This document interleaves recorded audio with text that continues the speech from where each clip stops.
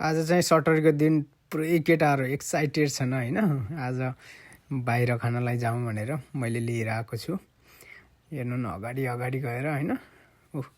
एकछिन वेटिङमै छन् क्या केटाहरू ट्याक्कै होइन। केटाहरू पुरै उनीहरूको जुस आइसक्यो, जुस खाइरहेको छन्। अनि उनीहरू चाहिँ अब खाजा कति बेला आउँछ होइन, खानेकुरा कति बेला आउँछ भनेर पुरै पर्खिरहेको छन् कि। त्यहाँ चाहिँ एकदम भिडभाड भएर होइन, यो बफेलो विङ्समा एकदम भिडभाड के त्यहाँ मान्छे बाहिरदेखि लाइन लागिरहेको थियो होइन। हामीले लगभग यो खानेकुराहरू ल्याउन होइन हामीले खाना वेट गरिरहेको थियौँ। त्यहाँ चाहिँ लगभग आधा घन्टाभरि हामीले पर्खिनु पऱ्यो होइन। खानेकुरा आइसक्यो, अब खाने हो।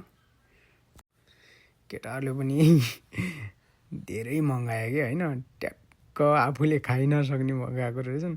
लास्टमा के गर्यो भने खाएँ होइन, सक्दिनँ भने अनि त्यसपछि फेरि बक्समा हालेर ल्याए, अब भरे खानुपर्छ भन्दै के केटाहरू एकदम हेर्नु त मान्छे ट्याक्क साना छन्, खानेकुराहरू धेरै के